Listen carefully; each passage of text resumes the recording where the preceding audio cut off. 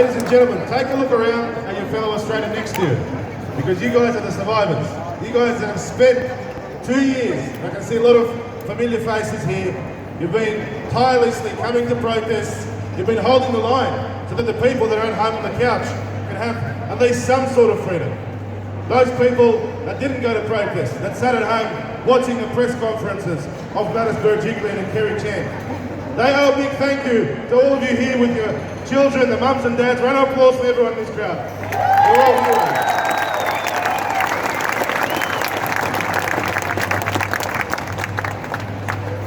It's definitely been a long journey, a long battle. Well, on the 22nd of May, the morning after the election, the Liberal Party leaders will wake up with a big hangover.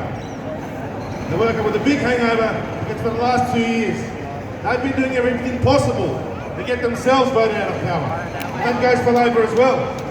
Labor and Liberal in the dump, put them last, put them 7 and 8. It doesn't matter what our vote cards say.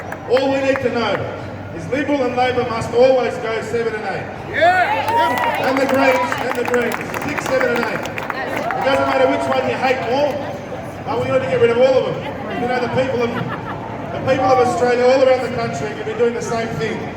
And this is going to be followed by a state election in Victoria, where Dan Andrews is going to be ousted, finally. Can I get a sack Dan Andrews?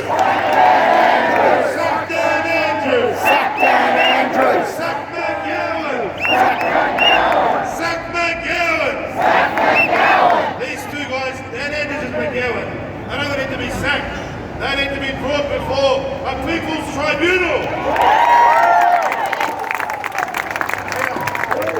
We're of course in New South Wales, where Gladys Berejiklian very skillfully got out of politics and landed herself a great $1 million a year job at Optus in charge of 5G. John Barilaro, the New South Wales Deputy Premier, landed himself a cosy job in a development company. How appropriate. Christopher Pyne, ex-Defence Minister, where does he land himself a cosy job? At Defence Industry Corporations. Mate, these politicians are corrupt and rotten to the core. Let me just say, guys, the politicians fear you so much that they're willing to send police, tactical squads, LRADs. They even admit that they sit in their command buses and watch YouTubers live to figure out what their next move is. That's how pathetic it is. And the New South Wales Police have become the political attack dogs of the Liberal and Labor Party. Shame! Can I commend Roland Crystal and the good police officers, put your hand up, that have actually joined the people. This is an example. These people are former police officers.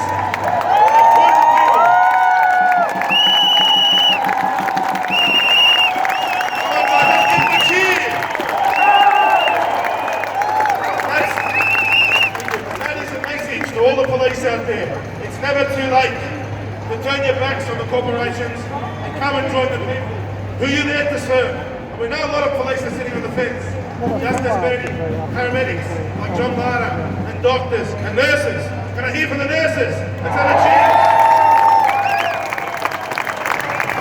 Because these people are still not allowed to work. Can you believe the travesty? We've got Australians homeless living in cars because the government has said you can't work.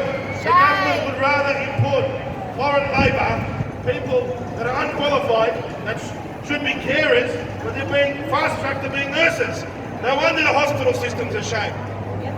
We've got Scott Morrison committing hundreds of millions of dollars to fight a war against Russia.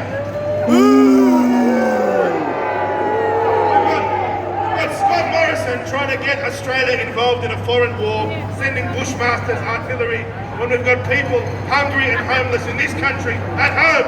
Shame on you, ScoMo. Shame. We've got people like Christina Keneally, the Labor candidate. Now, Christina Keneally, she's an arrogant piece of work. She sees herself as as the future Prime Minister, or the Defence Minister or Foreign Minister. And guess where Christina Keneally's running? In the seat of Fowler in Cabramatta in Liverpool. What a disgrace.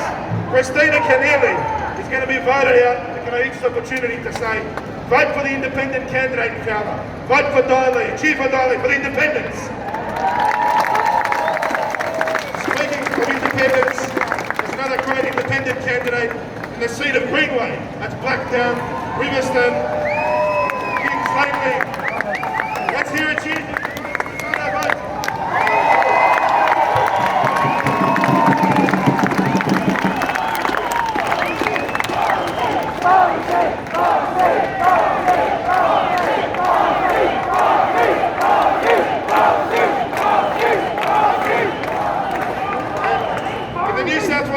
Ladies and gentlemen, there's a lot of options, but I think the best option for the Senate is to vote for the LDP for John Ruddick. And John Lara, put your hand up, John Lara.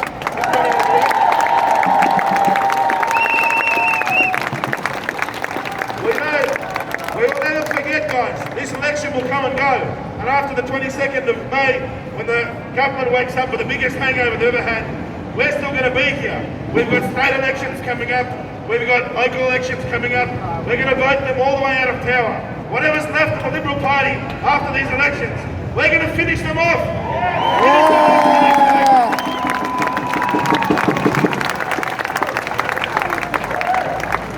Can I just make a big special mention of every single person here? And a lot of you, don't try and get on the stage and talk, or you're not there doing selfies. You just come here like good, humble Aussies.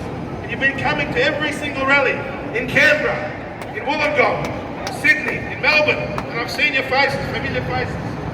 You've got the full respect of the Australian people. And if some of the Australians out there who are blinded by the mainstream media don't realise that yet, there will come a day where each and every one of you can look proudly back at what you did in 2021, in 2022, and tell your children who you came in to defend, and be proud of them. Your kids will be proud of you. Proud of Mum, Dad. Now guys, let's just make a very scandalous announcement here as well. Who here thinks that the suppression order should be lifted?